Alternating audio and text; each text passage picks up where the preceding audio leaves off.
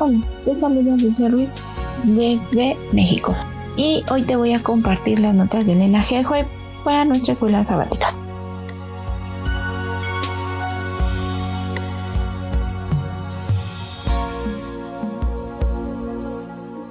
Hoy, 9 de diciembre, se titula Perseguidos por el pasado. Por consejo de Balaam, el rey de Moab decidió celebrar una gran fiesta en honor a sus dioses y secretamente se concertó que Balaam indujera a los israelitas a asistir. Ellos lo consideraban profeta de Dios y no le fue difícil alcanzar su fin. Gran parte del pueblo se reunió con él para asistir a las festividades. Se aventuraron a pisar terreno prohibido y se enredaron en los lazos de Satanás. Hechizados por la música y el baile y seducidos por la hermosura de las vestales paganas, desecharon su lealtad a Jehová. Mientras participaban en la alegría y en los festines, el consumo de vino ofuscó sus sentidos y quebrantó las vallas del dominio propio. Predominó la pasión en absoluto, y habiendo contaminado sus conciencias por la lascivia, se dejaron persuadir a postrarse ante los ídolos, ofrecieron sacrificios en los altares paganos y participaron en los ritos más degradantes. No tardó el veneno en difundirse por todo el campamento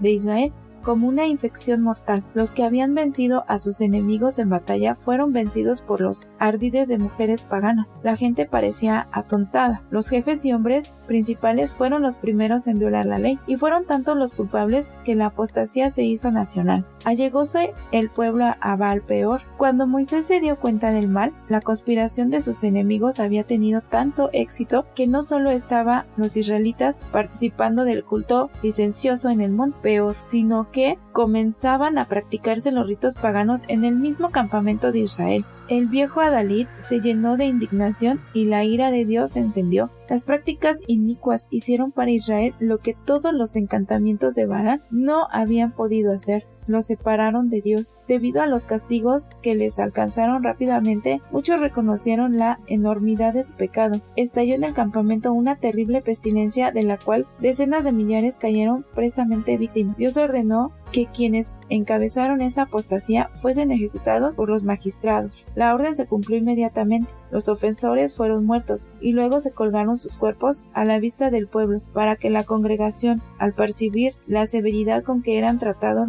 sus cabecillas, adquiriesen un sentido profundo de cuán aborrecía Dios su pecado y de cuán terrible era su ira contra ellos. Todos cayeron en el castigo era justo, y el pueblo se dirigió apresuradamente al tabernáculo. Con lágrimas y profunda humillación confesó su gran pecado. Mientras lloraba así ante Dios a la puerta del tabernáculo y la plaga aún hacía su obra de exterminio, los magistrados ejecutaban su terrible comisión. Zimri, uno de los nobles de Israel, vino audazmente al campamento, acompañado de una ramera madianita, princesa de una familia distinguida de Madián, a quien él llevó a su tienda. Nunca se ostentó el vicio más osado o tercamente. Embriagado de vino, Zimri publicó su pecado como Sodoma y se enorgulleció de lo que debía haberse avergonzado. Los sacerdotes y los jefes se habían postrado en aflicción y humillación, llorando entre la entrada y el altar, e implorando al Señor que perdonara a su pueblo y que no entregara su heredad al oprobio. Cuando este príncipe de Israel hizo alarde de su pecado en presencia de la congregación, como si desafiara la venganza de Dios y se burlara de los jueces de la nación, Finehés, hijo del sumo sacerdote Eleazar, se levantó de entre la congregación y haciendo una lanza fue tras el varón de Israel a la tienda y lo mató a él y a la mujer. Así se detuvo la plaga y el sacerdote que había ejecutado el juicio divino fue honrado ante Israel,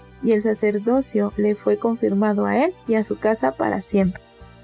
Y te seguimos invitando a que continúes aquí en Radio Adventista Centinelas Cristo. Que el Señor te bendiga.